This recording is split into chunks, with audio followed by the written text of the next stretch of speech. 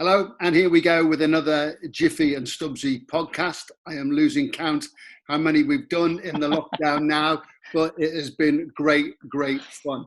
Jonathan Davis, dual code rugby stars in South Wales. I'm in South West London. As always, we have a very special guest joining us. Awarded an MBE for his services to rugby union, the world record holder in regard to refereeing test matches. A respected broadcaster, and Nigel Owens joins us. Nigel, thank you for joining us. First of all, help me out here. I know in the broadcasting world you work with Jiffy. Tell me he's a bit of a prima donna to work with. Must be hard work. Yeah, he is, Stubbsy, you're right. And he's forced my hand today. He said, if you don't come on this podcast, you won't be coming on the John on the Show with me again. So that's why I'm here. But no, he is. I wish, we probably get more fun rehearsing than you actually do with the actual film. And the filming is brilliant, but I wish people would come along to the rehearsals. It would be prime time TV, peak viewing, but we'd probably never work again. We get away because me and Nigel are kind of very same kind of morals, principles, values. I think we got the same sense of humor, right? So, and he's not politically correct, but only when he thinks things have gone too far, like me. So when I say things and he goes like this, I know then I might have crossed the line a little bit, but he's the one that kind of fights my corner as well. So I think we tend to back each other up. And Sarah Elgin is with us now, so she keeps the peace and everything. So she's I suppose the only professional presenter amongst us. But we've been doing it for 14 years now, haven't we? God, if you know, you're up to 2004, so 16, 17 years coming up now. Yeah, 17 years. And actually, Nigel, right? This is where tell him a story. We actually came out on the show because you can say the story now. He texted me saying that. Yeah, I sort of came out in 2005, I think it was. The show had been going about 2 or 3 years by then. So there we are. We've been up to 17, 18 years. And it didn't just come out with a bang. Fucking bells and whistles, didn't it? You haven't looked back. And I text Jiffy and Larry Shaw was on there and Roland. I text, listen, I got something to tell you all. And I said to Jiffy, look, I'm gay. And Jiffy's message back was, I don't care if you're shagging a cow, you're still my mate. That was his line, which was so typical. And then, so we'd gone back to do the show, and the writers, it was the two writers in the show at the time were Matthew Glynn, Matthew and then his brother, and Matthew and Daniel Glynn, great script writers. They didn't know anything about rugby, nothing at all. They were now writing a script for a rugby show. Jiffy said, spoken to Gareth Edwards, and Gareth is love to come on the show. And then the script writers goes, who's Gareth Edwards? What does he do? And then they were writing the rugby show. But anyway, they went to us then, and they go, look, pretty much everybody knows you're gay now and out. There's no need to make an official announcement and stuff like that. But we can't sort of carry on the show and it's not going to be mentioned. You know what Jiffy is like; he's going to mention it. So, and I think the first mention was, which we know it'll be straight to everybody's head, was we were talking about what's your favorite cake. And he came up and I said, my favourite cake? And before I could say anything, he said fairy cake. So it was obvious now, when we carry on with the show, something is going to be said. So they decided, what we're thinking of doing, we're going to write into the show. We won't make a big issue about it. We'll just, show usually starts, Jiffy's in his seat, myself and Larry are on our seat, Roland is behind the bar, and then the music starts, Jiffy goes, Larry's here, Roland's here, Nigel's here. And what they decided to do now, the show's going to start. I wasn't going to be on my seat. In Welsh, Jiffy's going to say, well, where's Nigel tonight then? And Larry was going to go, I don't know. He said he was coming out, as in coming out to play type of thing. And then all of a sudden, the song I Am What I Am would play. There'd be a closet on the stage. And then I would come out of the closet. And then nothing would be said. It was just, and we got on with the show. And that's how it was. But then the funny thing, Stubbsy, was this. my mum and dad had to go through all this coming out and stuff, which they were hugely supportive. Nothing changed. They loved me to bits, and but they found it very difficult because they're dealing with it, worrying about me more than anything else. And I said to the boys, "Oh God, my mum and dad are going to go through this all again now." So this was a New Year's Eve special. So I rang my mum and dad. I wasn't going out that night. I was reffing the following day. I think the Blues are playing Ospreys, or Scarlets are playing Blues down in Pack of Scarlets. I was reffing the game, so I wasn't going out. So mum and dad said, "Oh, we're going over the rugby club. Going to the Workingmen's Club in Monikerrig tonight because there's a live singer there." And I said, "Well, I won't be coming up tonight," and stuff like that. He said, "But don't worry," he said, "we recorded the Jonathan show. We'll watch that when we get home in the morning." And I said, so I thought, right, I got a chance here now. Once they go over the club, I go up to mum and dad's house. I'll pull the old tape video recorder.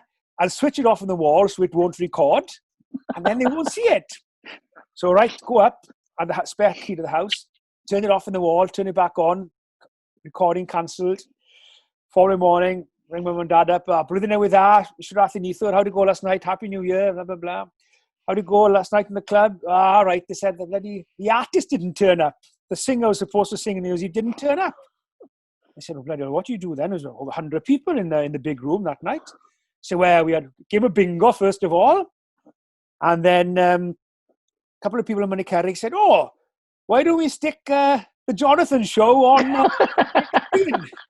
So 100 people in Monikerrig Workingmen's Club saw me coming out of the closet, which I wanted to avoid. And it went straight over my dad's head. Straight over my dad's head. He knew nothing about the closet, man. So that's how I officially came out to Stubbsy. Oh, what a fantastic story. You couldn't write it either. Clearly you two are great double act, and I know your television programs are very, very successful. Nigel, if you were asked to referee another sport, I've always wondered what it might be, because you're at the top of your game. So I'm sure you observe cricket referees, football referees, whatever. I've always wondered, is there anything you'd ever like to have a crack at? Having a crack at football, having a go being a cricket umpire, refereeing a snooker match or whatever. Always wondered. Well, I tell you, I bet you cricket is very difficult to umpire. The speed of that. I know they got the TMO in cricket, the same as we got in rugby now. But God, the speed of the ball in cricket, bloody hell, I raise my hat to them, so I think I try to avoid that. I'd love to give football refereeing a go, Stubbsy. I'd love to. They're probably down to five-a-side by half-time, but I'd love to give it a go, because it is a great game, a football game. I enjoy watching football, but I do think sometimes, I just wish some of those players would get a good ball looking off the referees sometimes, and so people can sort of enjoy the game instead of all the rolling around and stuff. So I'd love to give football a go. Maybe what's the big charity game they do every year? The one that Boris Johnson went for. Oh, here he goes now. He's plugging himself now. Yeah, there you are. He's plugging himself now. And Jiffy can play that game, man, because he's on a fitness regime now. That's it, yeah. That's the one, yeah. Is it the UNICEF? Soccer Aid. UNICEF. Soccer Aid. Yeah, I'd love to give that a go. And the thing is, if you have the good thing about it is sport to be, I'd love to, if any player comes up giving him lip, just got to go, right, there's a yellow card, right? 10 minutes, get off, right? And they would soon stop that bickering, because you imagine if someone scored while you're off for, chops him back, now that would be gone. And I think that would be, once, because they follow everything in school, don't they? So the kids would stop the back chat and everything. I'd love to see you, maybe, you couldn't do cricket, right? Because your hand-eye coordination is absolutely garbage, right? So you wouldn't have a clue what's going on there. But I think I'd love to, put in Nigel in a position where, on a umpire in Wimbledon centre court, when someone like McEnroe is there, that would be something I'd pay to watch. McEnroe, against Nigel Owens on the bickering. It would be absolutely brilliant. So, yeah, Nick Kyrgios. Him, yeah. Yeah, interesting. Oh, now then he'd have it. Oh, he'd be gone. Now you're gone. I am wondering that when the Premier League comes back for football and there's going to be no crowd there, I know the television companies are debating on what level of sound they're going to pick up. And if there is more, if they're going to pick up more about what the players are saying to the referee, I think that will be an interesting dynamic. Because, Nigel, I have to say, when I watch Six Nations or Test matches now, I have to say, with all due respect sometimes to our colleagues that are commentating, I love listening to what's going on. I love the interactions between yourself and the players. I really think it gives an insight. And I'm sure you're aware at the time that whatever's going on is there for us all to hear. But that's what it was brought in for. Some people say, "Oh, bloody Nigel Owens," or referees, they like their own voice. They should be seen and not heard. But the only reason we're wearing the mic is because they decided to get the referee's voice broadcasted because they wanted to take rugby to a new global audience. They wanted there were more people coming to games now, which weren't your traditional rugby supporters, for sponsorship, hospitality, and they just couldn't understand what was going on. So they wanted then to get a new viewer to the game. They wanted to sell the game and grow the game. So they thought, well, get the referee to explain the decision, which will help people understand. And it's done that. I think it's added, because everybody has a different opinion and stuff then. And I would have, you're talking about, Wimbledon and stuff. I would have loved to referee Jiffy. Because I'll never forget, I was at home here watching a game. It was live, and I'm pretty sure it was a Sunday afternoon game. He'd just come back from rugby league. And I think it was maybe the first game he was back. Bridgend Cardiff it was. Bridgend Cardiff. Was it in Aberavon? No, this was Bridgend Cardiff, this was. Sunday afternoon. And it was Di Young's first game back. That's it. Him and Di Young. Big hype live on telly. And then I think Gareth Simmons was refereeing. And he called a player, I can't remember who the player was. I think Di Young. He'd only just come on. Di Young. That's it, you're right. The punch. And he was going to give Di Young was going to walk. He's got a red card. And Gareth Simmons, and I was watching at home, and I thought, he's gone, you're a red card. And he gets his sort of wallet out, and you could see him getting his red card out to give it. And who trots over now was this one. Over he can, he says, no, first game back, no need for that. And he pushes the red card back into the referee's pocket in his hand, and the referee then changes his mind and gets the yellow card out. Di Young would have gone that day. He'd have gone. And he comes and pushes the card back in. I was thinking it was unbelievable. But I think, as a commentator, I think the television audience love the interaction and the kind of conversations between player and the referee, right? But also as a co-commentator, when you get decisions in rugby union, especially in the tackle area and the scrums, realistically, you don't know what's going on unless you see really, what is really, really tight. And the only one who can see that is the referee. And most of the time, I think referee goes by guess. I remember Ali Williams, second row for New Zealand, 77 times. He said every time he went down the scrum, right, and the scrum collapsed, he picked his head up and didn't know which way the decision was going. So if he doesn't know, right, then I would know. And I think it's brilliant that the referee does communicate. And going back to the football, they might mute it, I think, because there's no crowd there. But I hope they don't mute it, and then everything is picked up. So it might stop the players then really having a real rabbit at the referees. But we would have missed Nigel's humorous lines, and he's a natural comedian. And he tweeted yesterday, said, I've had a new calf and it's only 5 days old. It's a real poser. And I answered him back going, I wonder where he gets that from. So that sums him up, right? Nigel, when I feel certain that you're reading the game and you will read the players are maybe starting to get a little bit revved up. Is a little word aside to them, can that help? And do they say thank you to you? Because you can calm people down, I guess, because managing a game, it's not just about the decisions, I'm assuming. It's about actually managing the players and everybody working together. Yeah, I learned a very valuable lesson. I was about maybe 17 at the time, starting refereeing a schools game. And there was a guy playing for my service school for the first 15, Richard Lewis, good flanker. He went to keep the, what's the pub in Cardiff now where all the Welsh people go, Jiffy there? He went to keep, what's the other one? Caio, I think he was managing that for a while.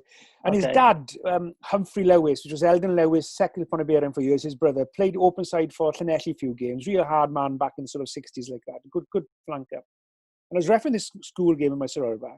And his son and another player from the opposite team were having a bit of a scuffle off the ball, rolling type, nothing in it, just a bit of handbags on the floor and stuff. And I stopped the game. I called them all over. I gave them a bollocking in front of everybody, made them probably feel like that. And then got on with the game. I said, if you do that again, I'll send you off and all this. And then after the game, his dad came up to me and he said, I watched you referee a couple of games in school now, he said, and I like your refereeing style, he said. But when I was playing, if I had a dig or a player had a dig with me, if the referee would give me a bollocking like that in front of anybody, I'd lose respect for him then. And I always had respect for the referee who would come back afterwards, tap me on the ass and say, hey, I saw what you did back there. Don't do that again. That's the type of referee I had a mutual amount of respect for. And that's something I learned back then. So sort of, sometimes now you see a little dig going in and just a quiet word, hey, don't push it now. That's enough, I think life's about relationships. I think life's about relationships, and I think that's the same on the any sporting field, right? If you have respect for the referee, and the referee will have respect for you, okay? And I think that's when I saw a referee communicate with everyone, not centre of attention, just running back and going, yeah, okay, I saw that, don't do it again. Don't try and, pull the wool over my eyes, and then you'll be okay. And then the same thing, I would have at half time when we played against the Wind, I would kick up the second half would go, and I'd tell the referee like Derek Bevan, oh, Derek, they had 10 penalties that first half. That's like 8 more than us. I don't know what we've done wrong, but I'm just letting you know. And then all of a sudden, he's subconsciously going, so that's the relationship you have, right? And it's cat and mouse with the referee, as long as the assistant referees now. So you look at all the referees, best referees in the world, they do a running commentary on the game, on to players, and everyone is a mutual respect. And that's what life is all about. Nigel, is it changing? Because I do notice now in Six Nations game, I'm wondering if players are, I'm not saying pushing it, well, maybe they are pushing it, but I noticed they're right over and they seem to be, I don't know if it's questioning, are they very clever in their communication too, in the way they're trying to talk to you? I guess, is the situation changing? Yeah, it is. Those boundaries are definitely being pushed. There's no doubt about that. You see that now in society today, that the eroding of respect to people who are different, somebody with a different political view than you, and there's a total lack of respect. There's a nastiness now in today's society, unfortunately, and those boundaries are being pushed in rugby, where the value of respect is still hugely important and a huge fundamental value of the game, and quite rightly so, and hope it remains. But it is being pushed. You do see players, now pushing the referees, talking more than they would usually do, challenging the referees.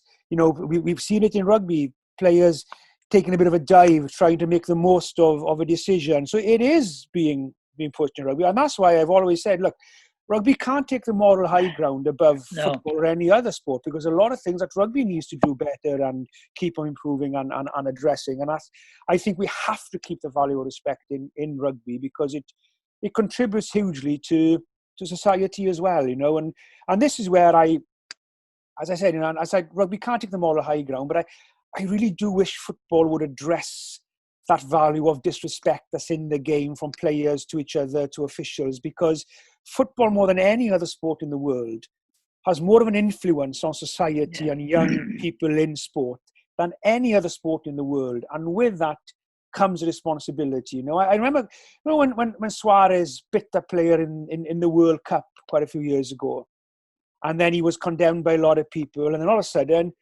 Liverpool supporters are coming out and saying, well, you shouldn't be banned playing for Liverpool because he wasn't playing for Liverpool when he bit somebody. And I thought, no, what you should be saying is, look, he's quite rightly so deserves the ban. That has no place in the game. And to me, that is the issue. They need to address that value of respect. And rugby has its challenges as well, because a lot of things that rugby can learn from football and vice versa. So rugby can't take the moral high ground, but you are right. Those boundaries are being pushed, and we all have a part to play in maintaining that value of respect. I think the players question you more than the referees, purely because they are professional players. And what happens is when we played, a lot of the boys, the forwards, didn't really understand all the rules. They were playing international rugby and they didn't understand all the rules, right? Whereas now, they look at every rule to see where they can get an advantage. So if you make a decision, because ultimately, right, it's human error or a human decision. When you're a referee, you can look backward and everything, but my interpretation of, or you can place the ball immediately, my interpretation to Nigel, who's a referee, might be different. So now they will question Nigel on that interpretation, but it doesn't matter because he's still a referee and his interpretation is different to the players. So, and when I played, I remember I was at one game and some guy come off and someone had bought of his ear off, right? And everyone was looking around for his earlobe, and all of a sudden my player came up to me and said, "Don't worry, I've swallowed the evidence." So, but they are like legendary what you have stories. as well, You're thinking, oh my God. What you have now as well, you see, what you didn't have years ago is the replay on the big screens in the stadium now. So a player looks up on that screen and says, right, I think the referee's got that wrong. And then bang, they're on to the referee. The pressure goes back on the referee then. And I think I was doing a web chat for a company earlier, and one of the CEOs or one of the leaders in the company, a guy called Gareth Price, he said to me when we were talking about these law changes and things going on in rugby, and I'd written it down here, and he said to me, my old boss when I started told me, don't let the perfect be the enemy of the good. And he said, that's what's happening now in sport. People are thriving for perfection. You are not going to get it. It is a game of interpretation. It is a game of mistakes. It is a game of different opinions. That's what makes it so special. And I thought, he's right. We are thriving for perfection and this is the problem with a video referee in football. They are thriving for perfection. We're not going to get it. It's opinion. No. It's an individual's opinion. And if we thrive to get that perfection, we're going to lose what the game is all about, the theatre and the drama of it all. Nigel, how are the players adapting to what is legal and what isn't legal in regard to the tackling laws? How are you finding that is showing itself in the game? Yeah, you've certainly seen a shift in player behaviour. They certainly are now making an effort to tackle a bit lower, to take away that element of risk of one, getting it wrong and being sent off, and hopefully more importantly, the element risk of giving somebody a really serious injury by recklessness. We don't want to lose the big hits. We don't want to see a game where people are afraid to tackle anymore, because sometimes when a massive hit goes in rugby, it takes a crowd to its feet. It's part of the theatre and the drama of the game. So you don't want to lose that, but we also do need to make the game as safe as we possibly can for a hugely contact sport. And I think the message is getting across to most of them now. Look, don't be reckless, don't be stupid. Put in the big hit, but don't aim for his head.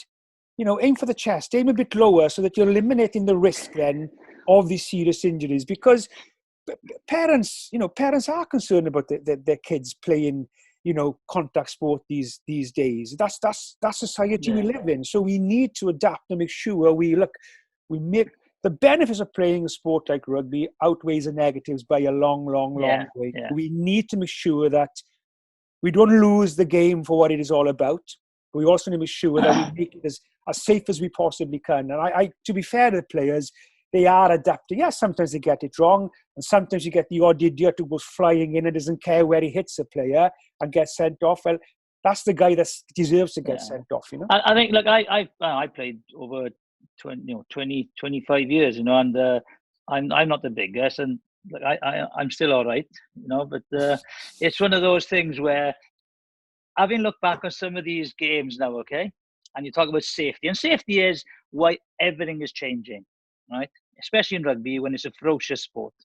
I look at rugby league and they're still kind of, tackling and shoulder barging, and they don't get as many injuries, right? So for me, the tackling, I'm not sure how they've changed it, because a high shot is a high shot, and there's intent, and the good referees will go, that's high, that's intent, you are off.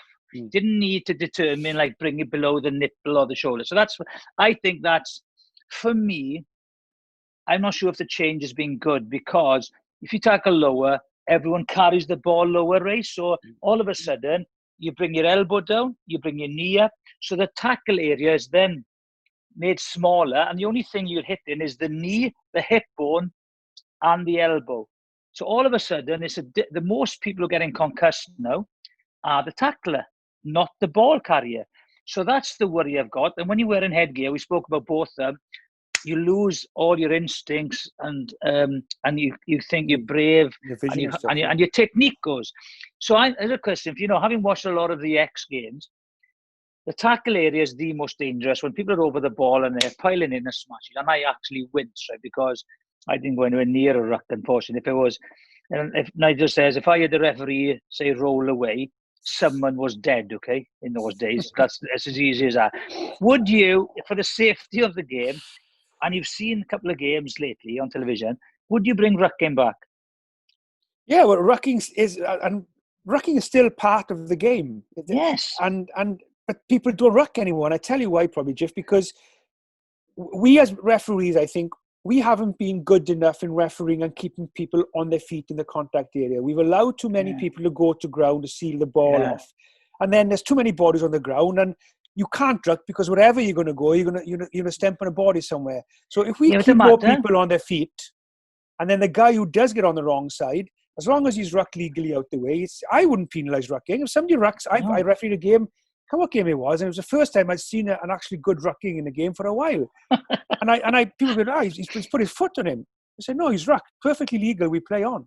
Yeah. And we carried on. So rucking is part of the game, but I think because of the nature of the contact area, it's taken the rucking out of it a bit. And I think we need to what we need to referee, we need to go back and referee the law a bit better. Yes, with a bit of empathy, but if we actually referee the law, the game will look after itself, and we haven't been good enough in refereeing some areas, I don't think. And social media is massive now as well. So what happens is, right, I think, if you look at the older games now, they go in, right, and boys are piling in, right? The feet they're going in, and they're going over the top, right?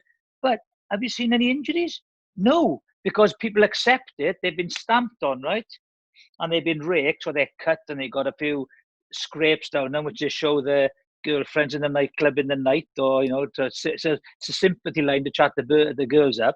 So what happens is, right, but for me, people go, rucking, it's stamping. Rucking is far safer than what I see now in the contact area, because every time I see someone flying and I'm like this, someone's going to get injured. So it's not that, you're old school, you're archaic.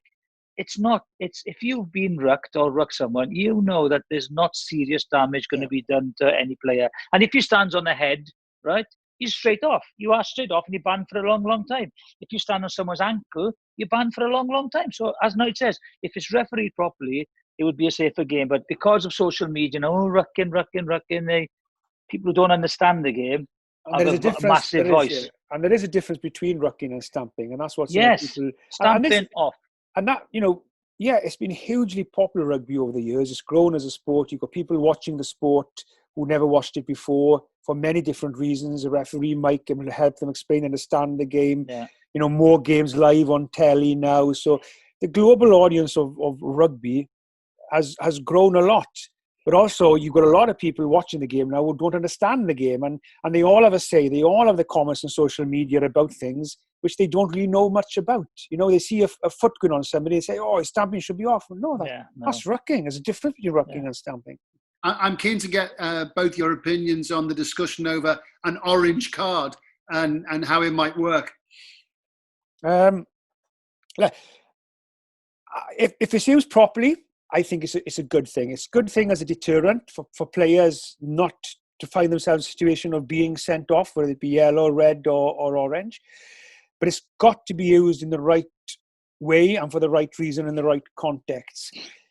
There are some decisions, because me and Jiffy sometimes we will have a debate on, he thinks something is a red card and I think it isn't, or I think it's a red card and he thinks it isn't. And it's the same for referees. There are a lot of decisions which fall in between the both. It'll be the same in football. There are decisions in football where a red card is given and people go in, it's a bit harsh, that's not a red card. Others will be thinking it's a yellow, others think it's a red. And it's the same in rugby. So for me, if an orange card is used properly, when you look at the decision, and as your experience as a referee, you decide, right, a red card is too harsh for this, a yellow card is too lenient, it's one of those that falls in between the both, then I'm going to give an orange card, which then could mean you're off for 20 minutes instead of 10, and you're not off for the rest of the game. If it's used for that reason, I think it's a good thing. The only reason I'd be against it is if it's still an opt-out. If a referee thinks, oh, I'm not going to give a red. I don't want to give a red card in the first 5 minutes here. I'll give an orange. That's wrong. You're not doing your job then. And it also has to be the referee makes a final decision. So if you send somebody off for an orange card and the cycling commissioner looks at it and then decides, to me, this should be a red card, he has to come back to the match referee to look at it again on the screen and say, look, I viewed this. I think it's a red card for this reason. The referee looks at it and they say, yeah, for the reasons you've explained, for what I'm seeing it here again now, yes, I agree. Or he says, no, I'm happy with the decision I've given. It's an orange for me. It has to be the referee's final decision. Yeah. That's why you're there. It can't be an opt-out. I don't see any point in it, because I think why do you need an orange card when you can make that decision if it's yellow or red? As a player, that is, right? And if you look at the rugby league side of it, they will go, if they're not sure, they go, they'll put it on report. So then it's neither a yellow or it's neither or a red. But what happens then is that player stays on the field and the opposition don't get the advantage of him going off.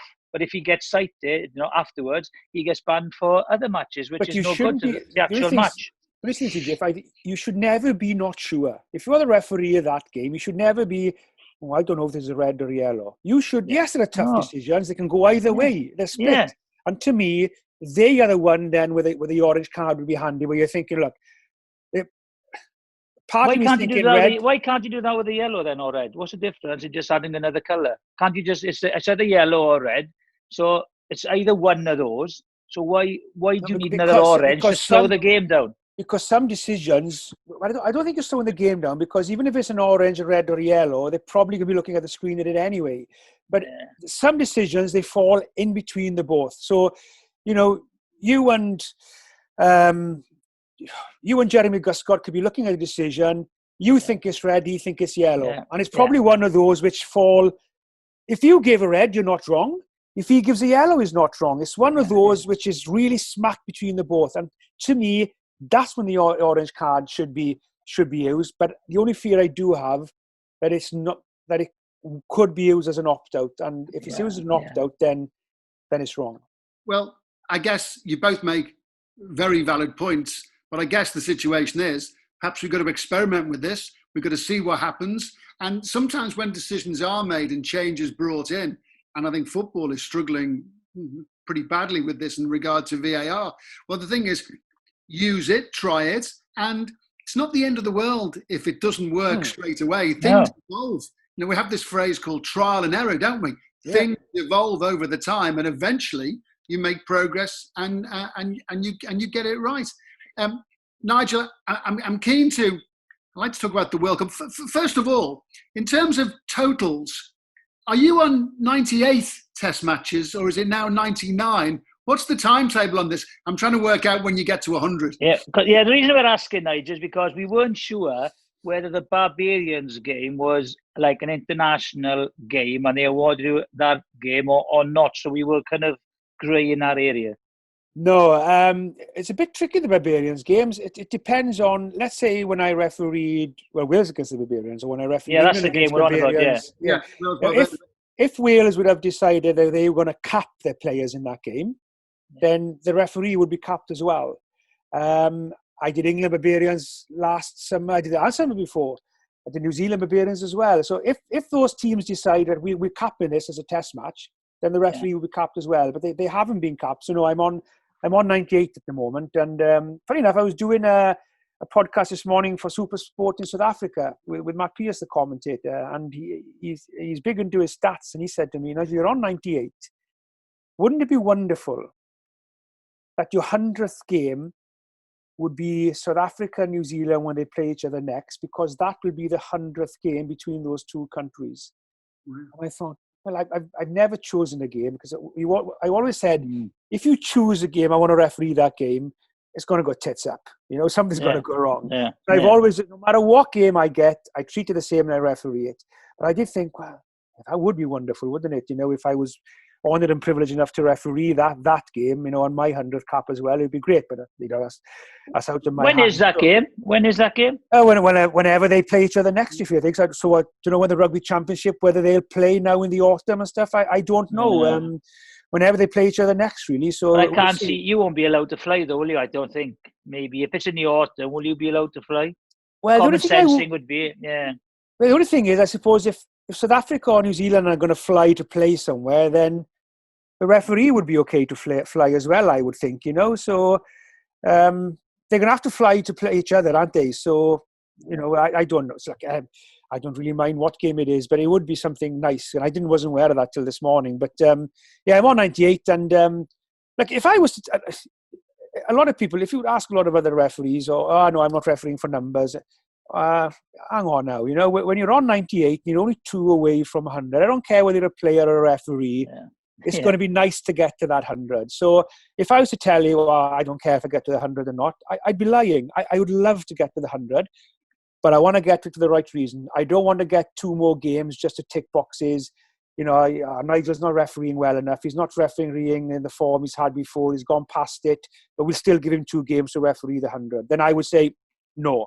But if I'm still refereeing well, still at the top of my game, then yes, to get to that 100. You'd have to get rid of one of them chins, man. Get back into the referee. To be honest, I haven't been training. I've been doing about probably maybe at least twice a week, sometimes 3 times a week, some cardio, some running sessions, but not not as much as I would be doing if I was still refereeing in, if we were still in season now. So I'm ticking over. So but you got manual labour now. Tell Ray now what you've been doing, and your hands, they'll be rough and hard as hell now, not those very liquid hands you used to have. Now he's like Cachu tail again now, full of cachu tail is cow shit, full of cow shit now. I worked when I left school, Ray. I worked on a farm for a couple of years, and always did in summer holidays when I was a kid and stuff. And I worked on the Wern in Dravach and dairy farm, and I always wanted to have a small holding myself. And obviously now the last couple of years I've been able to do that. So I got a 29 at the moment, 29 pedigree Herefords with quite a few more to calf again.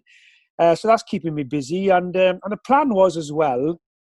And I don't know how Jiffy felt when his career came to an end, but when I've been refereeing now for 33 years, and all of a sudden, if that was to finish tomorrow, God, I don't know what I'd be like, because day in, day out, something to do with refereeing, training, traveling all over the world, every Saturday, Sunday, midweek games. It's been my life really, and I was thinking, when that finishes, what's it going to be like? So part of the plan was I've always wanted a small holding.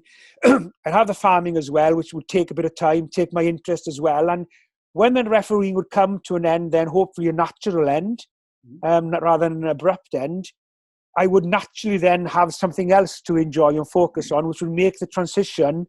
Jiffy was quite lucky now, how he felt. He'll tell us now. He went from finishing to talking about the game, to being punditry. So he was still, part of it. He had something to focus on and do, which probably helped the transition. And so that's what it's all come about. So it's great, I mean, my partner has a bit of interest, Barry has a bit of interest in stuff as well. So if I'm away refereeing, then he can keep an eye on the cattle and stuff as well. So that's what I was thinking, because it's not like, the transition from being a sportsman or, a referee involved in sport, because you're never going to replicate it.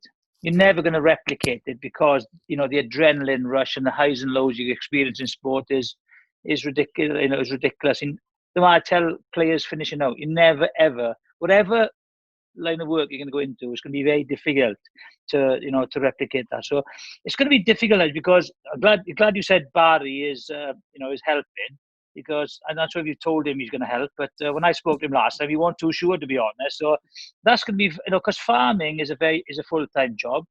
Traveling as an international referee will be, is very busy, but also, you're a competent after dinner speaker. You think you're a comedian, yeah.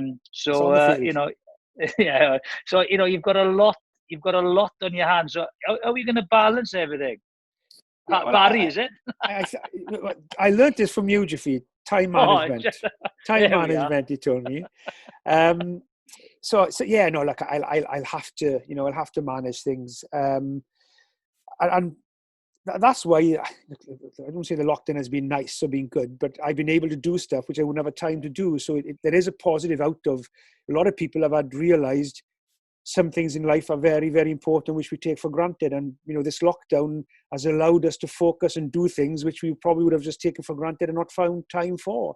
And it's given me a lot of time to do a lot of work in the last couple of months around the farming and stuff. So hopefully when the refereeing does start back, that bulk of the work will have been done, and it's just a case then of maintaining things rather than having a lot to do full on straight away. And yeah, I wouldn't be able to do it without my partner, and my dad comes down to help as well, and I've got a couple of farming mates who are very helpful and stuff like that as well. So I will have to make sure I do balance things and not overstretch things for sure. Look, I'm not suggesting for one moment that your career is coming to an end. And Jiffy, I know you'll broadcast for many, many years, but I did read something on social media recently. It was the little tag of someone that I followed on Twitter, and they said, don't cry that it's over, smile about what happened. And it made me think that during the lockdown, I would imagine a lot of us have become reflective of what we've been doing, what we want to do. Ian Botham was telling us a few days ago that what is still on his bucket list for landing a £40 salmon, was it, Jiffy? Yeah, something like that, £40 salmon, yeah. And so I just think we have all been reflective during this lockdown. And it's no bad thing. I think it's no bad thing to really take a good, long, hard look at yourself in the mirror. Would you agree?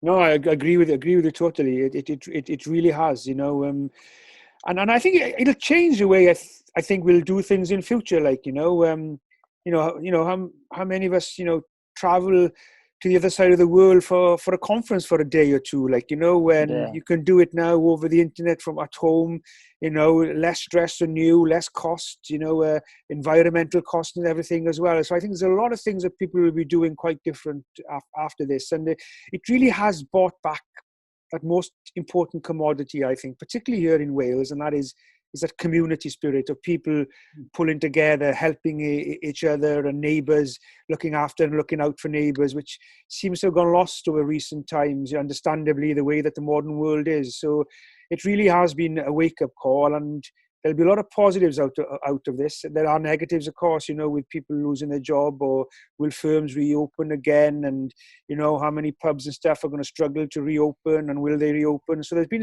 negatives, but there will be positives as well, I think. And you're quite right to say, smile moving forward, and and let's sort of make sure we remember what's important in life as well. I think it's important. That's what life always throws moments up, right?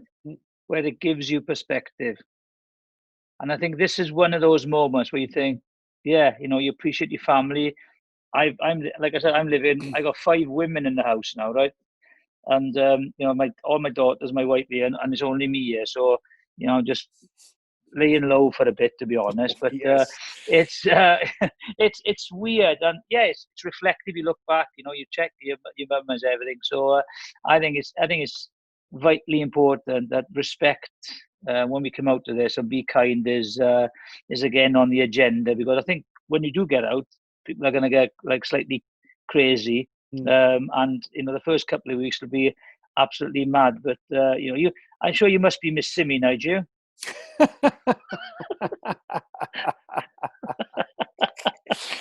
Well, I've spoken to him FaceTime a couple of times and on the phone and stuff. So I love doing when we do the program, Ray. It's a great laugh, it's and that's probably why the success of the program, really. We work too well together as a team, me, Jiffy, and Sarah, and the people who work with us as well. To them, great people who do all the hard work.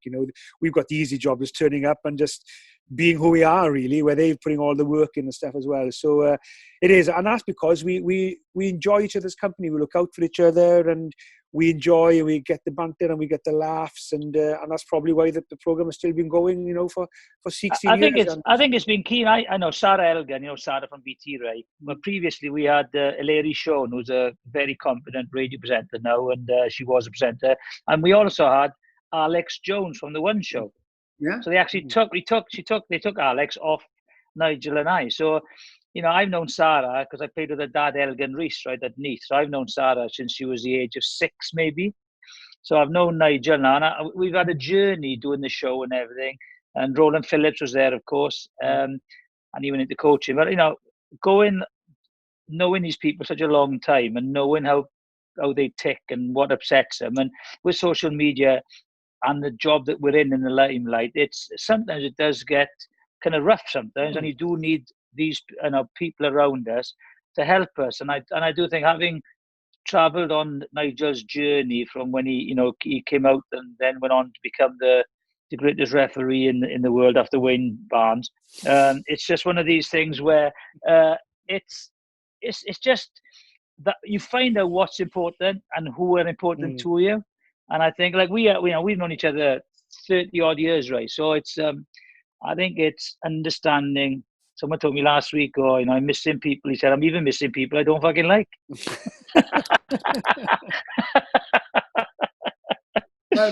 Guys, it's a great pleasure to talk to you, and it is absolutely no surprise why your broadcasting is so successful.